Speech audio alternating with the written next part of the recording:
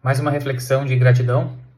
Hoje eu fiz um treino pela manhã duríssimo, muita altimetria, muitas subidas, estava garoando, não estava frio, tem esse fator positivo, mas é gratidão total. Treinos duros podem ser também prazerosos quando você é grato e você se conecta com aquilo. Vou deixar aqui o final do vídeo, um pouquinho de uma parte do treino onde eu passei e simplesmente agradeci. Eu sou a favor de curtir muito a jornada, o processo de uma maratona, do ciclo, né, da maratona, de uma meta que você tenha na vida, enfim. Procure em algum ponto buscar algo que você consiga encontrar gratidão. Se você encontrar, e você vai conseguir encontrar, o caminho é muito mais fácil. Muito, muito mais fácil. Você já pensou a diferença que pode fazer em ser grato na jornada? Comenta aqui abaixo o que você pensa sobre isso.